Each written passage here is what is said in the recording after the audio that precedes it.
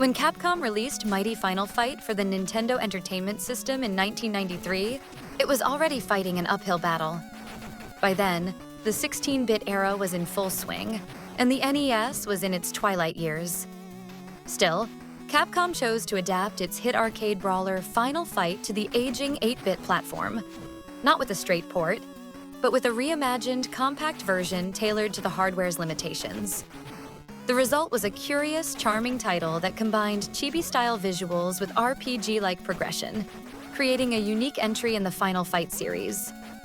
Unlike the arcade original and its Super Nintendo counterpart, Mighty Final Fight takes a deliberately cartoonish approach.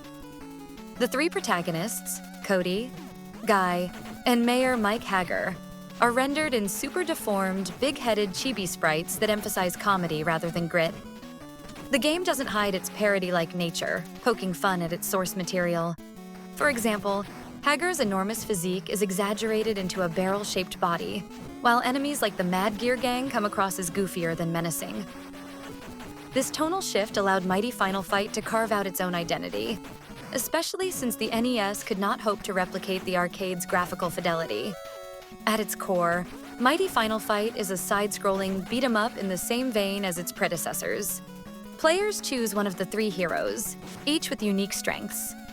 Cody as a balanced fighter, Guy as quick and agile, and Haggar as the powerhouse grappler. What distinguishes this NES entry is its inclusion of a light RPG system. Defeating enemies yields experience points, and leveling up expands the character's vitality and power. This mechanic encourages replayability, as each hero evolves differently across playthroughs. Combat itself is responsive and surprisingly varied for the NES. Moves include punches, throws, jump kicks, and powerful special attacks that drain health in exchange for crowd control. Capcom's decision not to attempt a straightforward remake, but rather a reinterpretation, was crucial.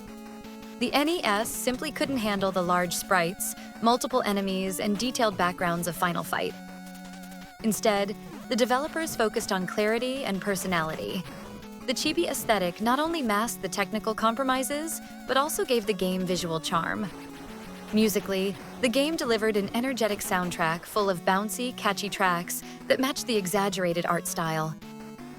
Though limited by the NES sound chip, the compositions retain the intensity of a brawler while embracing a playful tone.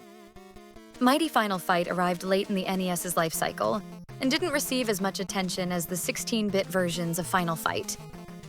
Nevertheless, it has since gained recognition as one of the console's hidden gems. Its rarity on the original cartridge market has made it a sought-after collector's item, whilst its inclusion in Capcom's Classics Mini-Mix for the Game Boy Advance introduced it to newer audiences. Today, the game stands out not only as an inventive reimagining of Final Fight, but also as a testament to Capcom's ability to adapt and experiment.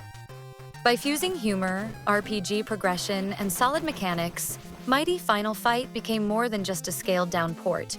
It became a distinct and memorable title in its own right.